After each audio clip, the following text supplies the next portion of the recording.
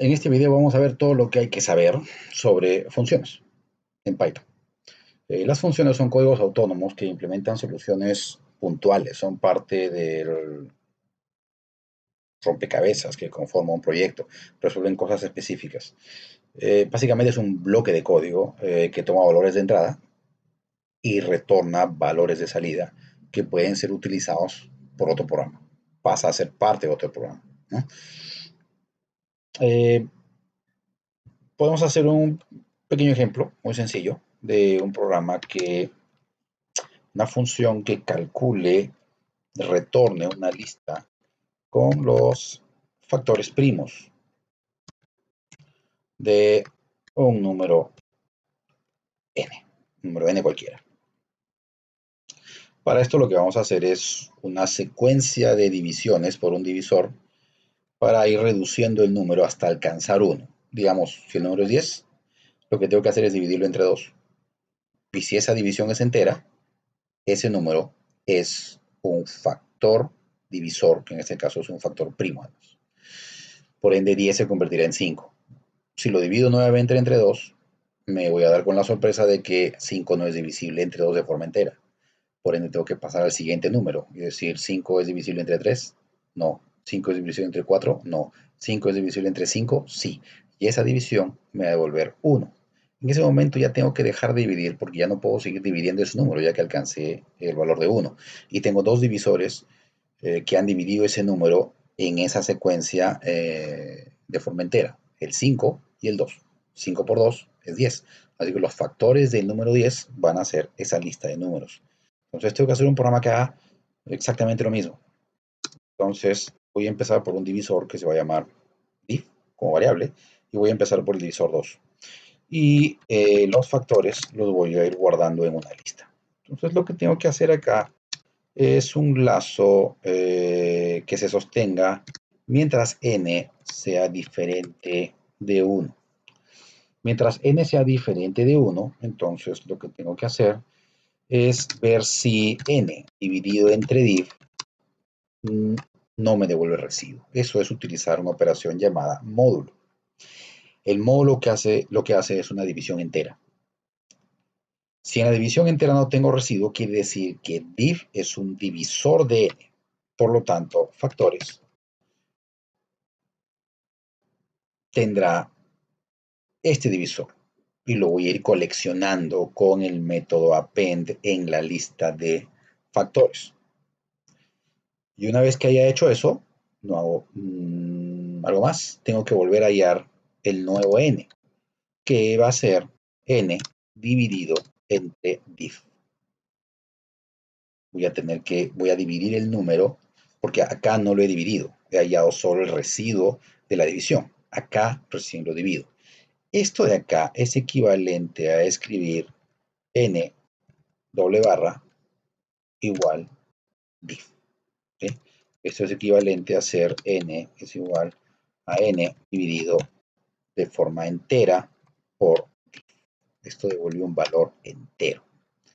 De lo contrario, quiere decir que ese número no es un divisor entero. Entonces tengo que pasar al siguiente divisor, que no lo divido entre 2 en el caso del ejemplo de 10, sino entre 3, entre 4, entre 5 y así sucesivamente. Cuando este lazo se rompa, cuando n sea igual a 1, debo tener mis factores primos, los números que dividen este número por entero y que multiplicados dan este número, y todos son números primos, en la lista factores. Entonces mi función retornará la lista factores. Entonces vamos a confirmar que esto es verdad. Vamos a meter todo este código en un bloque y vamos a ejecutarlo acá. Y vamos a decir print. Obtendremos 2 y 5, que son los factores de 10. Si nos vamos a un número un poco más complicado, 182, nos devolverá 2 y 7 y 13. Si nos vamos a un número como 23, que es un primo en sí mismo y por ende no tiene factores primos, me debería devolver solo el número 23. Y esto me va a calcular los factores primos realmente de cualquier número, siempre y cuando no sea un número gigante, ¿no? Otro elemento a considerar a la hora de definir las funciones es que a veces pueden tener un número variable de parámetros. Digamos que tengo una función que he creado que se llame lista pares. Y que si le pongo un número, digamos, le pongo el número 10, me va a devolver 0, 2, 4, 6, 8. No voy a llegar hasta 10, voy a quedar justo hasta un número antes, como sucede con la función range. También puedo hacer esto, lista pares, y especificar el número inicial, 4 y 10. Entonces lo que va a hacer esta función es retornar una respuesta diferente. Va a retornar a partir de 4, 6, 8. Y otra cosa que va a hacer es decir, lista pares de 4 a 10, pero quiero especificar con la palabra reservada endpoint, asignándole el valor de true, para que llegue hasta el número final. Entonces el resultado de esto será 4, 6, 8, 10.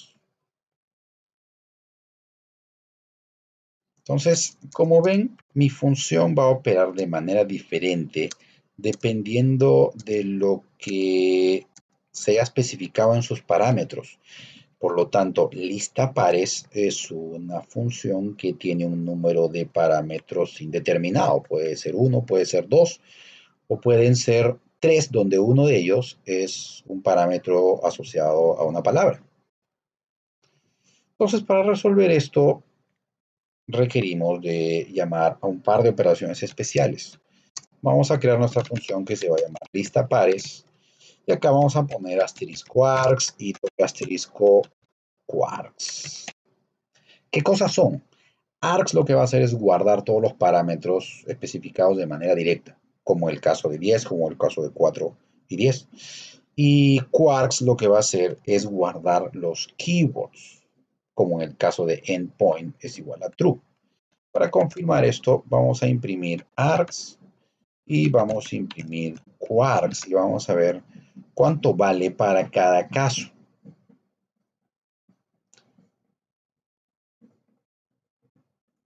Para el primer caso, como pueden ver, args es una tupla. Es una tupla que solo tiene un valor, por ende sale 10, el valor 10. Y quarks es un diccionario, pero no tiene datos. Para el segundo caso, de ejemplo, 410, args es una tupla que tiene dos valores, 410 y el diccionario está vacío. Y para el tercer ejemplo, 410 igual está en la tupla con valores 410, pero ahora hay un diccionario en donde la llave es endpoint y el valor asociado a esa llave es true. Entonces yo puedo saber qué parámetros tengo, tanto agrupados como valores sueltos como valores asociados a palabras clave utilizando args y quarks. Y es que cuando se utiliza asterisco delante de una variable, lo que se hace es tomar lo que esté contenido en esa variable y devolverlo como una tupla. Desempaqueta los valores guardados ahí en forma de tupla. Y cuando utilizo doble asterisco, desempaqueta lo que tenga ahí en forma de un diccionario. Entonces, podemos utilizar esta información para resolver este problema.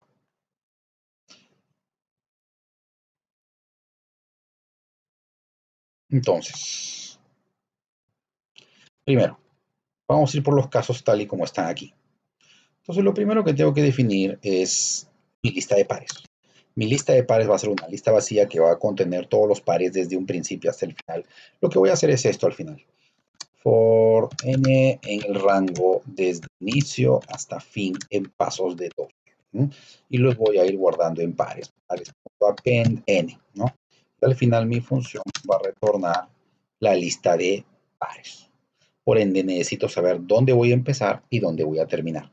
Y esto va a estar en función de los datos de los diferentes ejemplos. Para el primer caso lo que tengo, para el primer caso lo que tengo es que solo tengo un argumento, o sea que la tupla args solo tiene un valor. Esto es equivalente a decir si la cantidad de elementos que tiene la tupla args es igual a 1, quiere decir que el inicio será 0 y que el fin será args el único elemento que existe ahí. ¿Qué pasa si la cantidad de elementos de args es 2? Quiere decir que el inicio será args 0, el final será args 1. Pero acá tengo un pequeño inconveniente. Puede ser que este número sea impar. y necesito que sea par. Entonces, antes de hacer esto o después de hacer esto,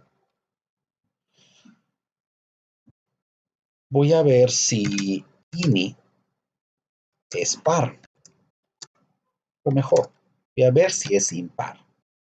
Si es impar, quiere decir que ese ini no es el ini correcto. Digamos, he puesto el número 3, sino que debería ser el siguiente, 4. Entonces, ini va a ser el siguiente.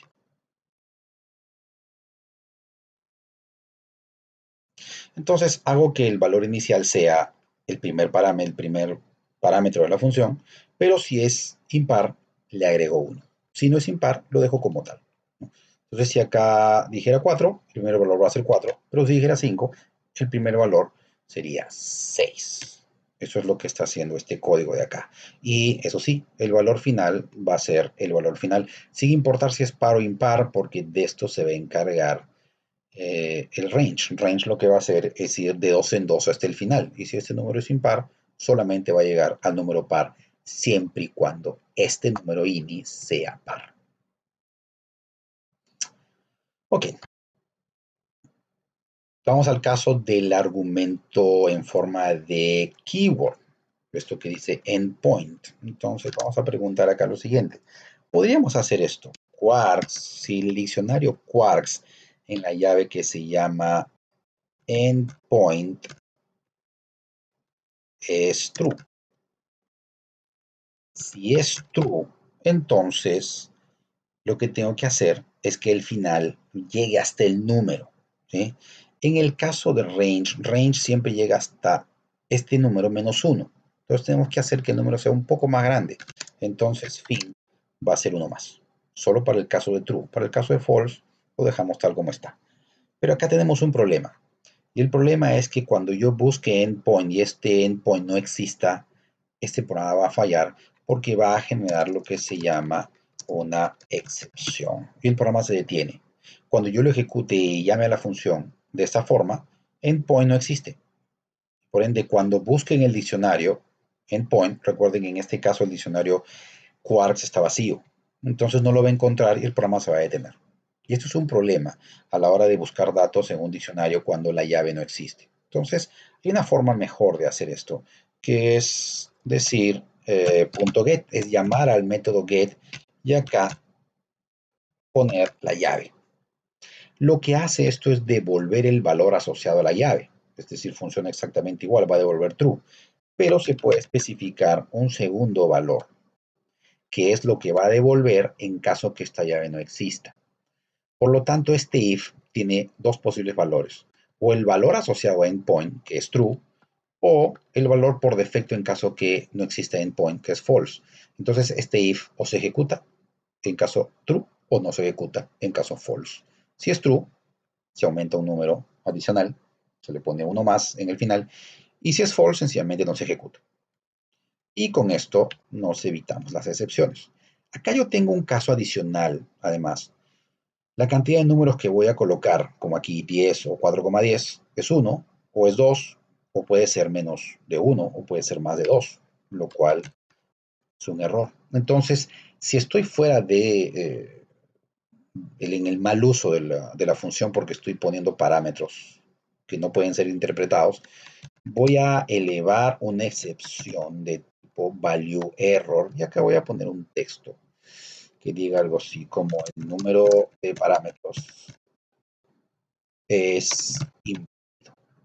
Esto es mucho más eficiente o lo recomendable en vez de hacer un print error, porque print error va a salir en la pantalla, pero una excepción elevada con raise y el tipo de excepción, en este caso la excepción de valores, un error por valores, lo que va a hacer es detener el programa, mandar un mensaje de error y a la vez va a generar una excepción que puede ser capturada por un bloque try except dentro de un código que va a llamar esta función y va a identificar que ha sucedido un error. Vamos a verificar que esta función funcione como lo esperamos, o si tenemos un error por aquí. Necesitamos poner print al principio de cada uno de nuestros ejemplos para confirmar que esto devuelva lo que esperamos.